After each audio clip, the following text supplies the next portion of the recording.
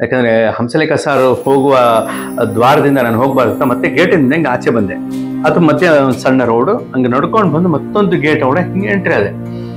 Entry ಆಗಿದ ತಕ್ಷಣ ಎದುರುಗಡೆಯಿಂದ ಒಂದು ಅದ್ಭುತವಾದ ಪಾದರಸ ಸ್ಪೀಡಾಗಿ ನಡ್ಕೊಂಡು ಬರ್ತಾ ಇದೆ. ಏನು ವೈಟ್ ಜುಬ್ಬ, ವೈಟ್ ಪೈಜಾಮ, ಅಲ್ಲಿಂದ ಹಿಂಗೆ ಅನ್ಕೊಂಡು ಸ್ಮೋಕ್ ಮಾಡ್ಕೊಂಡು ಹಿಂಗೆ ಬಂದ್ರಪ್ಪ. ಇಲ್ಲಿ ಸ್ಮೋಕಿಂಗ್ ಬಗ್ಗೆ ನಾನು ಮಾತಾಡ್ತಾ ಇಲ್ಲ, ಆ ವ್ಯಕ್ತಿಯ ಪ್ರೊವೋಕಿಂಗ್ ಬಗ್ಗೆ ಮಾತಾಡ್ತಾ ಇದ್ದೀನಿ. ನಾನು ಅಲ್ಲಿ ಏನು ಕೆಲಸ ಮಾಡ್ತಿದ್ದೆ, ಏನು ಮಾಡ್ತಿದ್ದೆ ಅಂತ ನಾನೇನು ಹೇಳಕ್ ಹೋಗಿಲ್ಲ. ಯಾಕೆಂದ್ರೆ ಅದನ್ನ ನಾನು ಹೆಮ್ಮೆಯಿಂದ ಹೇಳಬೇಕು ಅಂದ್ರೆ ನಾನೇನು ಅಂತ ಗಂಡಂದರಿ ಕೆಲಸ ಮಾಡ್ತಿರ್ಲಿಲ್ಲ ಅಲ್ಲಿ, ಅಥವಾ ಏನು ಕೆಲಸ ಮಾಡ್ತಿಲ್ಲ ಅಂತ ಹೇಳಕ್ಕೂ ಆಗಲ್ಲ. ಯಾಕಂದ್ರೆ ಪ್ರತಿ ಕ್ಷಣವೂ ಬ್ಯುಸಿಯಾಗಿ ಆಕ್ಯುಪೈ ಆಗಿರ್ತಿದ್ದೆ ಅಲ್ಲಿ.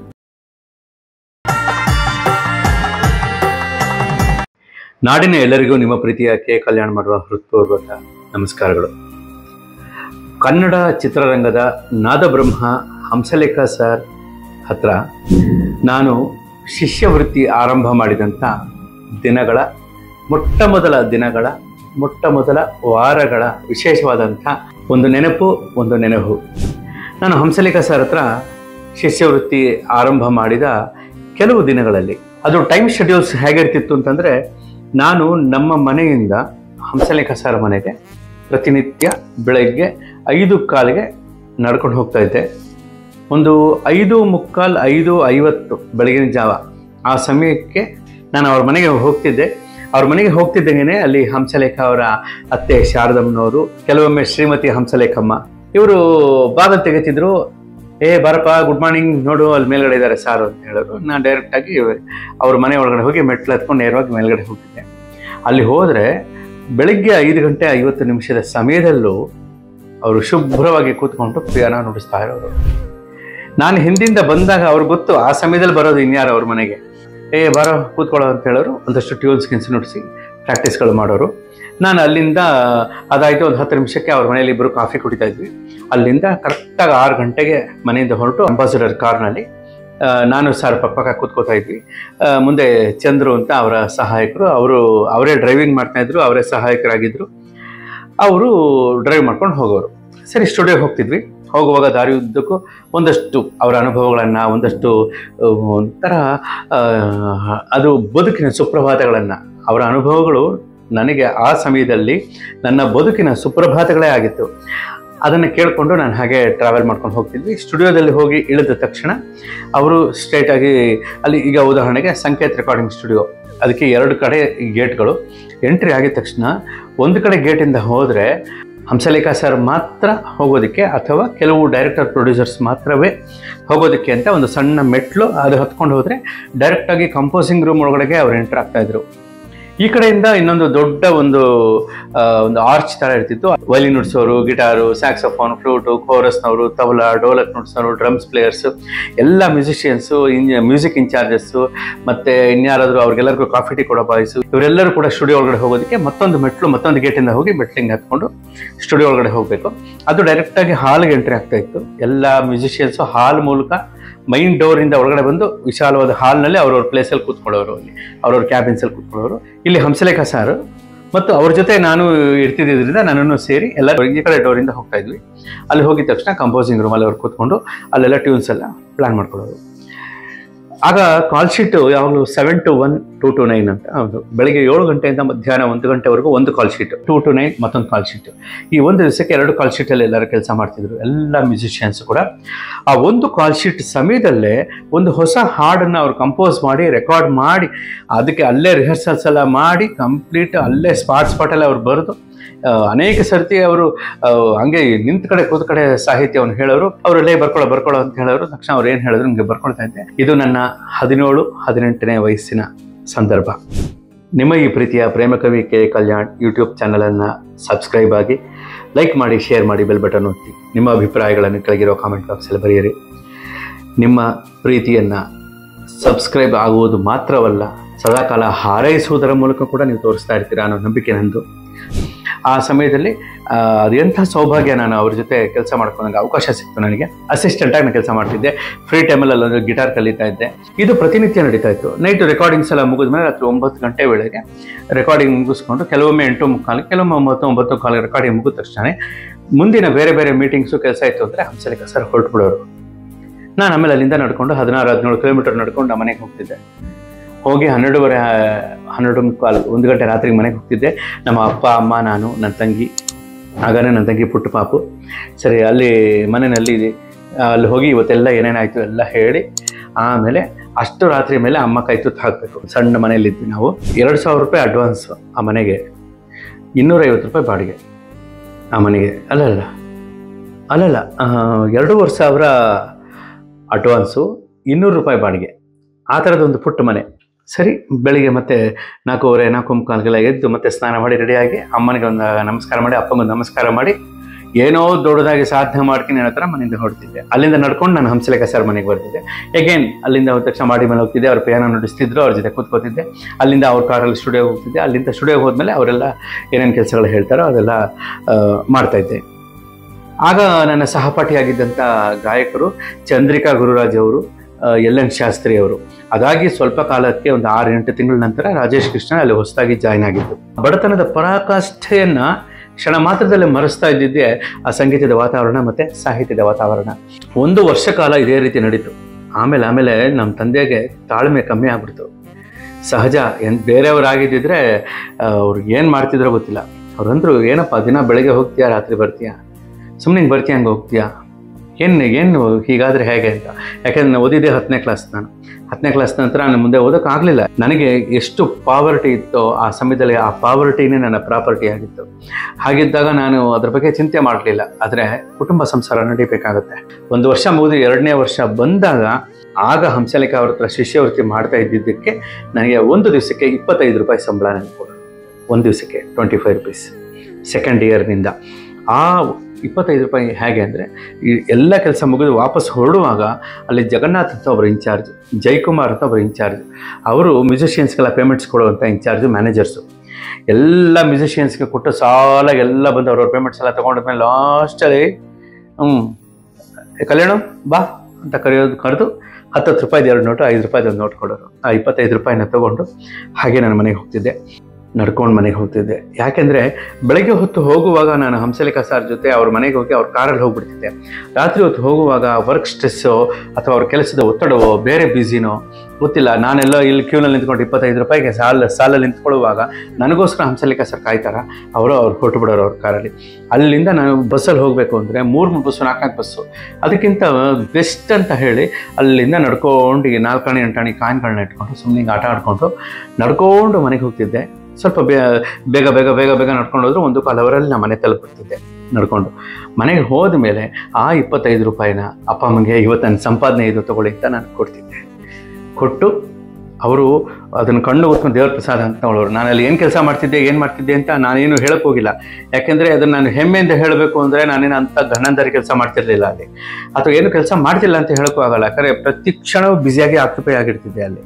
ನಾನು ಏನು ಮಾಡ್ತಿದ್ದೀನಿ ಅಂತ ನನಗೆ ಗೊತ್ತಿಲ್ಲ. ಆದರೆ ಸಂಗೀತ ಸಾಹಿತ್ಯದ ವಾತಾವರಣದಲ್ಲಿ, ಸಂಗೀತದ ದೇವರುಗಳ ಮಧ್ಯದಲ್ಲಿ, ಅಷ್ಟು ಮ್ಯೂಸಿಷಿಯನ್ಸ್ ಮಧ್ಯದಲ್ಲಿ ನನ್ನ ಜೀವನ ಬದುಕು ನಡೆಯೋದಕ್ಕೆ ಒಂದು ಆಸ್ಪದ ಅವಕಾಶಗಳನ್ನು ಕೊಟ್ಟಂಥವರು ಹಂಸಲೇಖ ಸರ್ ಮತ್ತು ಹಂಸಲೇಖ ಸರ್ ಅವರ ಅತ್ತೆ ಶಾರದಮ್ಮನವರ ಅನುಗ್ರಹ.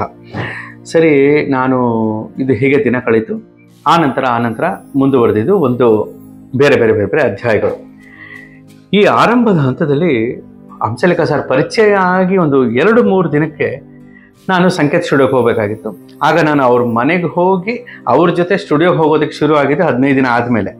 ಹಂಸಲೇಖ ಸರ್ ಪರಿಚಯ ಆಗಿ 15 ದಿನದ ನಂತರ ಅದು ಏಕ್ದಮ್ ಅವ್ರ ಕಾರಲ್ಲಿ ಪಕ್ಕ ಕೂರಿಸ್ಕೊಳ್ಳಿಲ್ಲ. ಅವರು 15-20 ದಿನ ಆದಮೇಲೆ ನಾನು ತಾಳ್ಮೆ ಪರೀಕ್ಷೆ ಮಾಡಿ, ನಾನು ಶ್ರದ್ಧೆ ಪರೀಕ್ಷೆ ಮಾಡಿದ ಮೇಲೆ ಅವರು ಆ ರೀತಿ ಪಕ್ಕದಲ್ಲಿ ಕೂರಿಸ್ಕೊಂಡು ಹೋಗ್ತಾಯಿದ್ರು. ಮನೆಗೆ ಬಾ ಅಂತ ಹೇಳಿ ಅಲ್ಲಿಂದ ಕರ್ಕೊಂಡು ಹೋಗ್ತಾಯಿದ್ರು. ಅಲ್ಲಿವರೆಗೂ ನಾನು 3-4 ಬಸ್ ಹತ್ಕೊಂಡು ಹಿಂಗೆ ಹೋಗಬೇಕಾಗಿತ್ತು. ಬೆಂಗಳೂರಿನ ಶಿವಾನಂದ ಸರ್ಕಲ್ ಹತ್ರ ಸಂಕೇತ್ ಸ್ಟುಡಿಯೋ, ಇವತ್ತು ಎಲ್ಲಿ Karnataka film chamber of commerce ಇದೆಯೋ ಅದೇ ಜಾಗದಲ್ಲಿ ಸಂಕೇತ್ ಸ್ಟುಡಿಯೋ ಇದ್ದಿದ್ದು. ಅದರ ಪಕ್ಕದಲ್ಲಿ ಗುರುರಾಜ ಕಲ್ಯಾಣ ಮಂಟಪ ಒಂದು, ಅದು ಆಗ್ಲಿಂದನೂ ಇದೆ, ಈಗಲೂ ಇದೆ. ಸರಿ, ನಾನು ಬಸ್ ಇಳಿದು ಆ ಗೇಟ್ ಒಳಗಡೆ ಹೋಗಬೇಕು. ನಾನೇನು ಮಾಡಿದೆ, ಈ ನಡ್ಕೊಂಡು ಹೋಗಿದ್ರಿಂದ ಬಂದು ಆ ಹಂಸಲೇಖ ಸರ್ ಕಾರ್ ಎಂಟ್ರಿ ಆಗಿ ಅವರು ಸ್ಟುಡಿಯೋ ಮೆಟ್ಲು ಹತ್ತುವಾಗ ಹೋಗುವ ಗೇಟ್ ಒಳಗಡೆ ಅಲ್ಲಿಂದ ನಡ್ಕೊಂಡು ಹಿಂಗೆ ಹೋಗೋಣ ಅಂತ 2 ಹೆಜ್ಜೆ ಹೋದವನು, ಇಲ್ಲ ಅದು ಗುರುಗಳ ಜೊತೆ ಹೋದರೆ ಮಾತ್ರ ಹೋಗಬೇಕು, ಎಲ್ಲ ಮ್ಯೂಸಿಷಿಯನ್ಸ್ ಮತ್ತು ವರ್ಕರ್ಸ್ ಇರ್ತಾರಲ್ಲ ಆ ಸಾಲಿನಲ್ಲಿ ನಾನು ಹೋಗೋದು ಒಳ್ಳೆಯದು. ಯಾಕಂದರೆ ಹಂಸಲೇಖ ಸರ್ ಹೋಗುವ ದ್ವಾರದಿಂದ ನಾನು ಹೋಗಬಾರ್ದು. ಮತ್ತೆ ಗೇಟಿಂದ ಹಿಂಗೆ ಆಚೆ ಬಂದೆ. ಅದು ಮಧ್ಯೆ ಒಂದು ಸಣ್ಣ ರೋಡು, ಹಂಗೆ ನಡ್ಕೊಂಡು ಬಂದು ಮತ್ತೊಂದು ಗೇಟ್ ಒಳಗಡೆ ಹಿಂಗೆ ಎಂಟ್ರಿ ಆಗಿದ ತಕ್ಷಣ ಎದುರುಗಡೆಯಿಂದ ಒಂದು ಒಂದು ಅದ್ಭುತವಾದ ಪಾದರಸ ಸ್ಪೀಡಾಗಿ ನಡ್ಕೊಂಡು ಬರ್ತಾ ಇದೆ. ಏನು ವೈಟ್ ಜುಬ್ಬ, ವೈಟ್ ಪೈಜಾಮ, ಅಲ್ಲಿಂದ ಹಿಂಗೆ ಅನ್ಕೊಂಡು ಸ್ಮೋಕ್ ಮಾಡ್ಕೊಂಡು ಹಿಂಗೆ ಬಂದ್ರಪ್ಪ. ಇಲ್ಲಿ ಸ್ಮೋಕಿಂಗ್ ಬಗ್ಗೆ ನಾನು ಮಾತಾಡ್ತಾ ಇಲ್ಲ, ಆ ವ್ಯಕ್ತಿಯ ಪ್ರೊವೋಕಿಂಗ್ ಬಗ್ಗೆ ಮಾತಾಡ್ತಾ ಇದ್ದೀನಿ. ಎಂಥ ಪ್ರೊವೋಕಿಂಗ್ ಕ್ಯಾರೆಕ್ಟರ್ ಅಂದರೆ, ಅಲ್ಲಿಂದ ವೈಟ್ ಜುಬ್ಬ, ವೈಟ್ ಪೈಜಾಮ ಹಾಕೊಂಡು ಹಿಂಗೆ ಅನ್ಕೊಂಡು ಹಿಂಗೆ ಬರ್ತಾ ಇದ್ದಾರೆ. ಒಂದು ಕ್ಷಣ ಬೇರೆಗಾಗ್ಬಿಟ್ಟೆ. ಯಾರು ಇದು? ನಾನು ಹಂಸಲೇಖ ಸರ್ ಪರಿಚಯ ಆಗಿ 3-4 ದಿನದಲ್ಲಿ ಸಂಕೇತ್ ಸ್ಟುಡಿಯೋದಲ್ಲಿ ಆ ಕಡೆ ಗೇಟ್ ಬೇಡ ಈ ಕಡೆ ಗೇಟಲ್ಲಿ ಹೋಗೋಣ ಅಂತ ನಾನು ಬಂದಿದ್ದಕ್ಕೆ ನನಗೆ ಸಿಕ್ಕಂತಹ ಸೌಭಾಗ್ಯ. ಬಂದೆ 10 ಹೆಜ್ಜೆ ಇಟ್ಟು ಹೇಳಿದ್ರೆ ಎದುರುಗಡೆ ಬರ್ತಾ ಇದ್ದಾರೆ. ನೋಡಿದ್ರೆ ಶಂಕರ್ ನಾಗ್ ಅವರು. ನನಗೆ ಒಂಥರ ಹೋಯ್ತು, ಇವ್ರೇನಾ? ಏನು 100 ಹಾಡುಗಳು ರಪ ರಪ ರಪ ರಪ ರಪ ಅಂತ ತಲೆ ಹೊಡ್ತಾ ಇದೆ. ನಲಿವ ಗುಲಾಬಿ ಹೂವೆ ಒಂದು ಕಡೆಗೆ ಹೋಗ್ತಿದ್ರೆ ಜೊತೆಯಲ್ಲಿ ಒಂದ್ ಕಡೆ ಬರ್ತಾ ಇದೆ. ನನ್ಕೊಂಡು ಟಕ್ ಅಂತ ಕಣ್ಮುಚ್ಚಿ ಹಿಂಗೆ ಒಂದು ರೆಪ್ಪೆ ಹಿಂಗಂದ್ರೆ ಒಂದು ಮುತ್ತಿನ ಕಥೆಯ ಡೈರೆಕ್ಷನ್. ಅಣ್ಣ ಅವರು ಡೈರೆಕ್ಷನ್ ಮಾಡಿದ್ದು ಜನ್ಮ ಜನ್ಮದ ಅನುಬಂಧ. ಅವ್ರು ಮಾಡಿದಂಥ ಅನೇಕ ಸಿನಿಮಾಗಳು ಅದರ ದೃಶ್ಯ ಚಿತ್ರೀಕರಣ ಹಿಂಗೆ ಬಂದು ಹೋಗ್ತಾ ಇದೆ.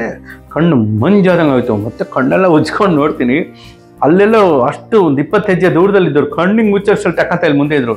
ಹಿಂಗೆ ಅವರೆಲ್ಲ ಆಚೆ ಹೊರಟಿದ್ರು ಅನ್ಸುತ್ತೆ.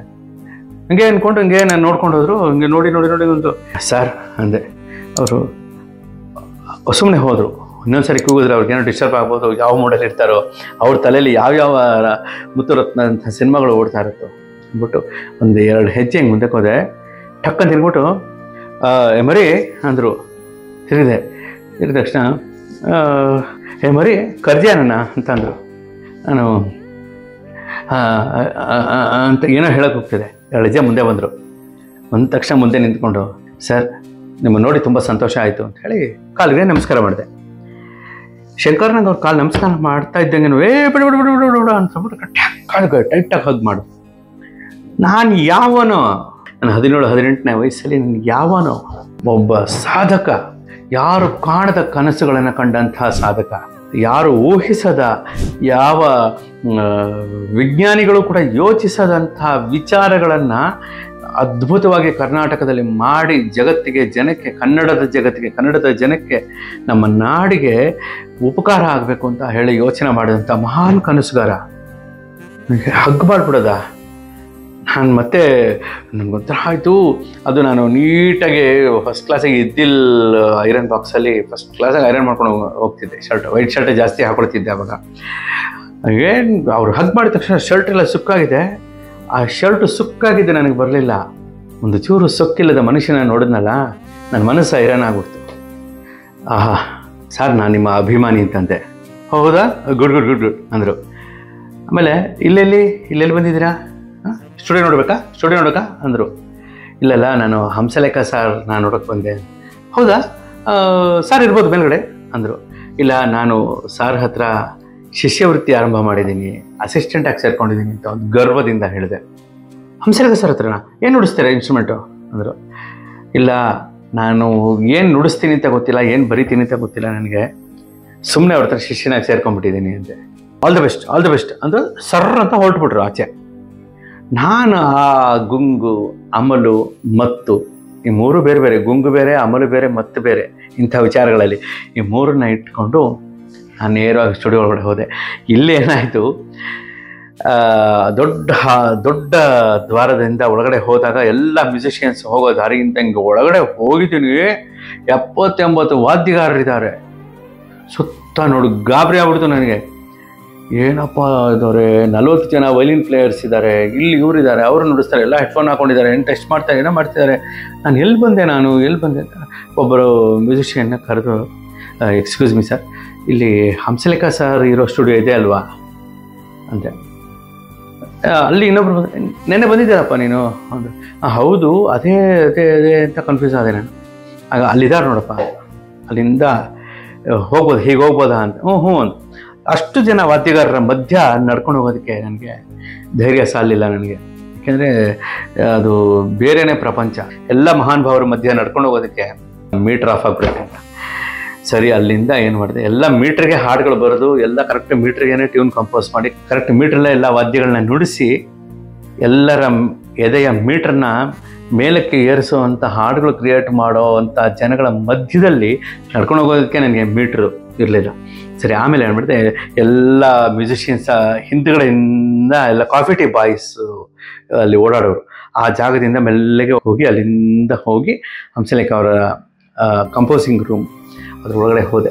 ಅವ್ರ ಜೊತೆ ನಾನು ಕಳೆದಂಥ ಒಂದು 3-4 ವರ್ಷಗಳು 24 ಗಂಟೆನೂ ಅವ್ರ ಜೊತೆ ಶಿಷ್ಯವೃತ್ತಿ ಮಾಡಿದಂಥ ಒಂದು ಅಮೂಲ್ಯ ಸಂದರ್ಭಗಳಲ್ಲಿ ನನಗೆ 3ನೇ ದಿನ 4ನೇ ದಿನಕ್ಕೆ ಶಂಕರ್ನಾಗ್ ಅವರು ಸಿಕ್ಕಿದ್ದ ಸಂತೋಷವನ್ನು ಹೇಗಾದರೂ ಹಂಸಲೇಖ ಸರ್ಗೆ ನಾನು ಹೇಳಬೇಕು. ಏನೋ ಜೋಶಲ್ಲಿದೆಯಾ ಅಂತ. ಹೌದು ಸರ್, ನಾನು ಶಂಕರ್ನಾಗ್ ಸರ್ನ ಮೀಟ್ ಮಾಡಿದೆ. ಹೇಳಿ ಇದ್ದಾರೆ ಅವ್ರು ಇಲ್ಲಿ ಅಂದರು. ಇಲ್ಲ, ಎಲ್ಲ ಹೊರಟಿದ್ರು, ನಾನು ಬರೋಕ್ಕೆ ಸರಿಯಾಗಿ. ಸರಿ, ನಾನು ನೋಡಿದೆ, ತುಂಬ ಸಂತೋಷ ಆಯಿತು. ಅವ್ರು ಮಾತಾಡಿಸಿ ಬಂದೆ. ಅದೇ ಎನರ್ಜಿ ಕಣೋ, ಎನರ್ಜಿ ಟ್ಯಾಂಕ್ ಕಣೋದು, ಒಳ್ಳೇದಾಯ್ತು ಕಣ, ಗುಡ್ ಅಂದರು. ಇದನ್ನು ನಾನು ಒಂದು ತುಂಬ ಅರಳು ಕಣ್ಣುಗಳಿಂದ ನೋಡ್ತೀನಿ ಈಗಲೂ ಕೂಡ. ಯಾಕೆಂದರೆ ಇದೆಲ್ಲ ಅಂದುಕೊಂಡಾಗ ಆಗುವಂಥದ್ದಲ್ಲ ಇದು. ಆಮೇಲೆ ಅದಾಯಿತು. ನನಗೆ ಮಾರನೇ ದಿನ ಆಯಿತು. ಆ ದಿನ ರೆಕಾರ್ಡಿಂಗ್ ಎಲ್ಲ ಮುಗಿಸಿ ನನ್ನ ಪಾಡು ಮತ್ತೆ 16-17 ಕಿಲೋಮೀಟರ್ ನಡ್ಕೊಂಡು ಹೋದೆ. ಮಾರನೇ ದಿನ ಇನ್ನೂ ನಾನು ಹಂಸಲೇಖ ಸರ್ ಮನೆಗೆ ಹೋಗಿ ಅವ್ರ ಜೊತೆ ಕಾರಲ್ಲಿ ಬರುವಷ್ಟು ಇನ್ನೂ ಸಲಿಗೆ ಬೆಳೆದಿರಲಿಲ್ಲ. ಮತ್ತೊಂದಷ್ಟು ಬಸ್ಗಳೆಲ್ಲ ಹತ್ಕೊಂಡು ನಾನು ವಾಪಸ್ ಬಂದಾಗ ನನಗೆ ಮತ್ತೆ ಒಂದು ಆಸೆ ಇರುತ್ತಲ್ಲ, ಇವತ್ತು ನಾನು ಅದೇ ಥರ ಹೋಗಬೇಕು, ಇವತ್ತು ನನಗೆ ಎದುರುಗಡೆ ಶಂಕರ್ನಾಗ್ ಅವ್ರು ಸಿಗಬೇಕು. ಸಿಕ್ಕಲಿಲ್ಲ. ಏನು ದಿನ ಹಬ್ಬನ, ಸಿಕ್ಕಲಿಲ್ಲ. ಒಂದು 6-7 ದಿನ ಆಗೋಯ್ತು. ಅಲ್ಲಿಂದ ಒಂದು ಸರ್ತಿ ಒಂದು 7:15 ಸಮಯಕ್ಕೆ ಒಂದು ಸ್ನ್ಯಾಕ್ಸು ಕಾಫಿಯನ್ನು ಬಂತು. ಹಂಸಲೇಖ ಸರ್ ತಿನ್ನಬೇಕು ಅಂತ ಅವರು ಕಂಪೋಸಿಂಗ್ ರೂಮಲ್ಲಿ ಕೂತ್ಕೊಂಡ್ರು. ನಾನು ಆಚೆ ಬಂದೆ. ಆಚೆ ಬಂದ ತಕ್ಷಣ ಯಾರೋ ಜೋರಾಗಿ ನಗ್ತಾ ಇದ್ದಾರೆ ಹಿಂಗಡೆ. ಹಿಂಗೆ ತಿರುಗಿ ನೋಡಿದ್ರೆ 4-5 ಜನ ಮಾತಾಡ್ತಾ ಇದ್ದಾರೆ. ಆ 4-5 ಜನದಲ್ಲಿ ಒಬ್ಬರು ಸಂಕೇತ್ ಕಾಶಿ ಅಂತ ಸಿನಿಮಾ ಆರ್ಟಿಸ್ಟು, ನಿಮಗೆಲ್ಲರಿಗೂ ಗೊತ್ತಿರುತ್ತೆ. ಮತ್ತೊಂದು ಶಿವು ಮಾಮ ಅಂತ ಅವ್ರನ್ನ ಕರೆಯೋರು, ಅವ್ರನ್ನ ಶಿವು ಅಂತ. ಅವರು ಸಂಗೀತ ಸ್ಟುಡಿಯೋದಲ್ಲಿ ಯಾವಾಗಲೂ ಇರೋರು. ಮತ್ತೊಬ್ಬರು ಜಗದೀಶ್ ಮಲ್ನಾಡ್ ಅಂತ, ಅವರು ತುಂಬ ಒಳ್ಳೆ ಆರ್ಟಿಸ್ಟು. ಇವರೆಲ್ಲ ಇದ್ದಾರೆ. ಇವರು ಮಧ್ಯದಲ್ಲಿ ಆ ಕಡೆ ತಿರ್ಕೊಂಡು ಈ ಗುಂಪಲ್ಲಿ ನಿಂತ್ಕೊಂಡು ಒಬ್ಬರು ಜೋರಾಗಿ ನಗ್ತಾ ಇದ್ದಾರೆ. ಏನೋ ಎದೆಯಲ್ಲಿ ಒಂಥರ ಪುಳುಕ ಆದಂಗೆ ಆಯಿತು. ಒಂದು ಚೂರಿಗೆ ತಿರುಗಿ ನೋಡಿದ್ರೆ ಅದು ಶಂಕರ್ನಾಗ್. ಈ ಗುಂಪಲ್ಲಿ ನಿಂತ್ಕೊಂಡು ಜೋರಾಗಿ ನಗ್ತಿದ್ದಾರೆ ಶಂಕರ್ನಾಗ್. ಏನಯ್ಯ ಇದು, ನಾನು ಅವ್ರು ನೋಡೋಕ್ಕಾಗುತ್ತೋ ಇಲ್ವೋ ಅಂತ ಅಂದ್ಕೊಳ್ತಿದ್ದೆ. ಮತ್ತೆ ನೋಡೋಂಗಾಯ್ತಲ್ಲ ಅಂತ ಅವ್ರು ನೋಡಿದೆ. ತುಂಬ ಆನಂದ ಆಯಿತು, ತುಂಬ ಸಂತೋಷ ಆಯಿತು ನನಗೆ. ನಾವು ಸಿನಿಮಾಗಳಲ್ಲಿ ಶಂಕರ್ನಾಗ್ ಅವ್ರನ್ನ ನೋಡಿರ್ತೀವಿ, ಅವರ ಅಭಿನಯ ನೋಡ್ತೀವಿ, ಅವರ ಮಾತುಗಾರಿಕೆ, ಅವರ ಡ್ಯಾನ್ಸು, ಫೈಟ್ಸ್ ಎಲ್ಲ ನೋಡ್ತೀವಿ. ಆದರೆ ನೇರವಾಗಿ ಆ ವ್ಯಕ್ತಿಯನ್ನು ನೋಡುವಾಗ ಒಂದು ವೈಬ್ರೇಷನ್ ಇದೆ, ಏನೋ ಒಂದು ಎನರ್ಜಿ ಸ್ಟೋರೇಜ್. ಅದು ನನಗೆ ಏನೋ ಒಂದು ವಿಶೇಷವಾದ ವೈಬ್ರೇಷನ್. ನಿಜವಾಗ್ಲೂ ಅದನ್ನು ವರ್ಣಿಸೋಕ್ಕೆ ಆಗೋದೇ ಇಲ್ಲ ನನಗೆ. ಸ್ವಲ್ಪ ಹೊತ್ತಾಗಲಿ ಇಲ್ಲೆಲ್ಲರೂ ಫ್ರೀ ಆದರೆ ಮಾತಾಡ್ಸೋಣ, ಇಲ್ಲ ಅಂದರೆ ಸುಮ್ಮನೆ ಇಲ್ಲಿ ದೂರದಿಂದ ನೋಡಿ ಸಂತೋಷ ಪಡೋಣ ಅಂತ ಹಿಂಗೆ ನೋಡ್ತಾ ಇದ್ದೆ. ಅವ್ರ ಹಾವ ಭಾವ, ಅವ್ರ ಸ್ಟೈಲು ಎಲ್ಲನೂ ಕೂಡ. ಅಲ್ಲಿ ಒಂದು ಆ ಗುಂಪಲ್ಲಿ 1-2-3 ಜನ ಧೂಮಪಾನ ಮಾಡ್ತಾಯಿದ್ರು. ಸುಮ್ಮನೆ ಎಲ್ಲ ಆಯಿತು. ಆಮೇಲೆ ಬಲ ಬಾಯ್ ಅಂತ ಹಿಂಗೆ ಅನ್ಕೊಂಡು ಹಿಂಗೆ ತಿರುಗಿ ಮರಿ ಸಿಕ್ಕಿದ್ರಾ ಗುರುಗಳು ಅಂತ. ನಾನು 6-7 ದಿನದ ಮುಂಚೆ ಗೇಟ್ ಹತ್ರ ಸಿಕ್ಕಿದಾಗ ಹಂಸಲೇಖ ಸರ್ನ ನೋಡಬೇಕು ಅಂತ ಬಂದೆ ಅಂತ ನಾನು ಶಂಕರ್ನಾಗ್ ಸರ್ಗೆ ಹೇಳಿದೆ. 6-7 ದಿನ ಕಳೆದ ಮೇಲೆ ಇನ್ಯಾವುದೋ ಸಂದರ್ಭದಲ್ಲಿ ಅವರ ಸ್ನೇಹಿತರ ಜೊತೆ ಮಾತಾಡ್ತಿದ್ದಂಥ ಶಂಕರ್ನಾಗ್ ಅವರು ಟಕ್ಕಂತ ಗಮನಿಸ್ಬಿಟ್ಟು, ಮರಿ ಸಿಕ್ಕಿದ್ರಾ, ಹಂಸಲೇಖ ಸರ್ ಸಿಕ್ಕಿದ್ರಾ ಅಂತ. ಏನು ಮೆಮೊರಿ ಸ್ವಾಮಿ? ಆವಾಗ ಗೊತ್ತಾಯ್ತು. ನೋಡಿ ಸ್ವಾಮಿ, ನಾವಿರೋದು ಹೀಗೆ ಅಂತ ಅವ್ರು ಹೇಳಿದ್ದು ಸುಮ್ಮನೆ ಇಲ್ಲ, ವಿಶೇಷ ಸ್ವಾಮಿ ಅದು ಮೆಮೊರಿ. ಆಮೇಲೆ ಸಿಕ್ಕಿದ್ರು. ಅವ್ರ ಜೊತೆ ನಾನು ಕೆಲಸಕ್ಕೆ ಸೇರಿ ಇವತ್ತಿಗೆ 12 ದಿನ ಆಯಿತು ಅಂತ.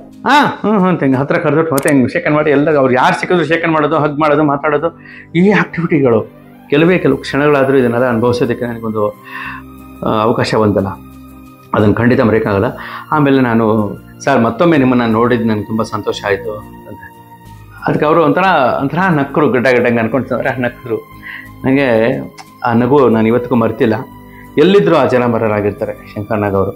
ಯಾಕೆಂದರೆ ನಾನು ಆ ನಂತರದ ದಿನಗಳಲ್ಲಿ ನಾನು ಇಳೆಯರಾಜ ಸರ್ ಮ್ಯೂಸಿಕ್ಗೆ ಅನೇಕ ವರ್ಷಗಳಿಂದ ಹಾಡು ಬರಿತಾ ಇದ್ದೀನಿ.